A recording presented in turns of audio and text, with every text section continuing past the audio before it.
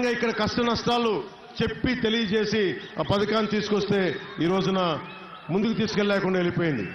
అలాంటి వ్యక్తి ఈ రోజున మనకి అసెంబ్లీలో కనుక అడుగు పెడితే జనసేన తరపు నుంచి మన కూటమి తరపు నుంచి ఎంత బలమైన గళం ఉంటుందో, ఎంత బలంగా మన అనకాపల్లికే కాదు ఉత్తరాంధ్రకే మొత్తం బలంగా ఒక రాష్ట్రానికే బలమైన నాయకులైన ఈ రోజున మనకి అనకాపల్లి బెల్లం ఇక్కడ పరిశోధనా కేంద్రం ఉంది. దాని మార్కెటింగ్ వ్యవస్థను ముందుకు తీసుకెళ్లేకపోతున్నాం. మంచి పరిశోధనలు జరుగుతూ ఉన్నాయి. ఆ పరిశోధనలు మార్కెటింగ్ వ్యవస్థ ఇంకా బలోపేతం చేసేలాగా జనసేన, తెలుగుదేశం, భారతీయ జనతా పార్టీ ప్రభుత్వం దీని బాధ్యత తీసుకుంటుంది. అలాగే మీ కోడిగుడ్డు మంత్రి ఇంకొకసారి కావాలా లేదా, ఈ కోడిగుడ్డు ప్రభుత్వం కావాలా లేదా అనేది మీరు ఆలోచించుకోండి. విశ్వనాథపేట మండలంలో దాదాపు కసింపేట గ్రామంలో విశ్వనాథపేట మండలంలో దాదాపు ఆ రోజు నేను వెళ్ళాను 609 ఎకరాలు అనుకుంటా, 600 పైచిలికి ఎకరాలు అడ్డగోలుగా దోచేశారు. వీళ్ళని పాలించమని, మీకు ఉపాధి అవకాశాలు కల్పించమని, తుమ్మపాల షుగర్ ఫ్యాక్టరీని తెరిపించమని, రోడ్లు వేయమని, యువతకు ఉపాధి అవకాశాలు కల్పించమని ప్రభుత్వాలు ఎన్నుకుంటే వీళ్ళు 600 ఎకరాలు భూములు అమ్ముకుంటా తిరుగుతున్నారు. వీళ్ళు మేము ఒకటే చెప్తున్నాను, 10 సంవత్సరాల నుంచి నేనేమి కోరుకోలా.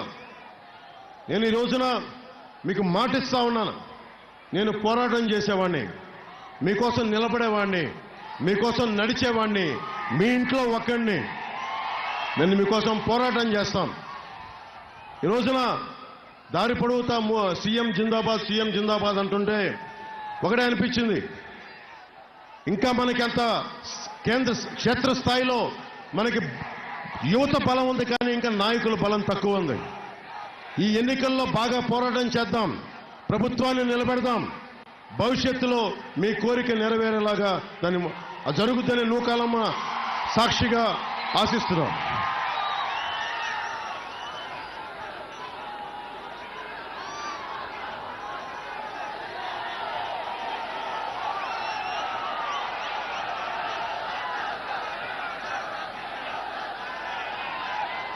ముఖ్యంగా యువతకి అనకాపల్లికి సంబంధించి కూటమి తరపున మీకు చేసే మేనిఫెస్టోలో మా ప్రామిస్లువి, యువతకి స్కిల్ డెవలప్మెంట్ సెంటర్ రావాలి. ఇక్కడ మీరు ఊహించుకోండి, పవన్ కళ్యాణ్ అనే వ్యక్తికి ఇదే వైజాగ్లో, ఇదే ఉత్తరాంధ్రలో ఒక యాక్టింగ్ స్కిల్ నేర్పిస్తే, ఉత్తరాంధ్ర మనకి సత్యానంద్ అనే ఒక గురువు గారి దగ్గర ఒక యాక్టింగ్ నేర్పిస్తే, అతనికి ఒక స్కిల్ కనుక డెవలప్ చేస్తే అతను ఈ రోజున మీరు గుండెల్లో పెట్టుకునే నటుడయ్యాడు. అతను మీకు అండగా నిలబడే ఒక ప్రజానాయకుడు అయ్యాడు.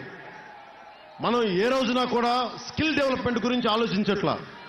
ఇక్కడున్న యువత మీరు ఏ కులం, ఎక్కడి నుంచి వచ్చారు, ఎంత వయసు ఉందని ఆలోచిస్తున్నారు. కానీ ఇక్కడున్న యువతలో ఎవరికి ఏ ప్రతిభ ఉంది, ఏ సమర్థత ఉంది, వీరికి ఎలాంటి ఉపాధి అవకాశాలు కావాలి, వీరికి ఎలాంటి ఇంట్రెస్ట్లు ఉన్నాయి, వీళ్ళకి ఎవరన్నా వచ్చి మనకి సర్వే చేయాల్సింది.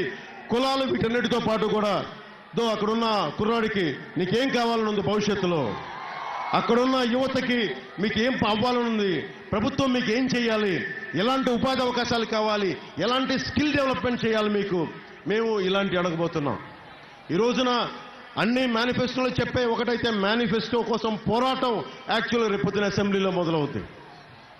నేను ఇప్పటిదాకా మనస్ఫూర్తిగా మీ అందరి ఆశీస్సులు కోరుకుంటా ఉన్నాను. మా జనసేన 21 మంది సభ్యుల్ని, తెలుగుదేశం శాసనసభ్యులందరినీ, భారతీయ జనతా పార్టీ పార్లమెంట్ శాసనసభ్యులందరినీ మిమ్మల్ని గుండెలో పెట్టుకొని గెలిపించండి. మీకోసం ఒళ్ళుంచి పనిచేస్తాం. మీకోసం ఒక సేవక నాయకత్వం, సర్వెంట్ లీడర్షిప్ ఇస్తాం మీకు. దానికి ముందుండి నేను నడిపిస్తాను. అలాగే ముఖ్యంగా SEZలో ఒక్క అనకాపల్లి నియోజకవర్గం తీసుకుంటేనే 7,000 మంది డిగ్రీ హోల్డర్సు, ఇంజనీరింగ్ చేసిన వాళ్ళు ఉన్నారని చెప్పి ఒక అంచనా. దాంట్లో కేవలం 1,300 మంది మాత్రమే ఉపాధి అవకాశం లభించింది. ఇంత SEZలు ఉన్నాయి, ఇక్కడ సరైన అవకాశాలు లేవు. జనసేన, తెలుగుదేశం, భారతీయ జనతా పార్టీ ప్రభుత్వం కూటమి రాగానే SEZ లో ఇక్కడున్న యువతకి ఉపాధి అవకాశాలు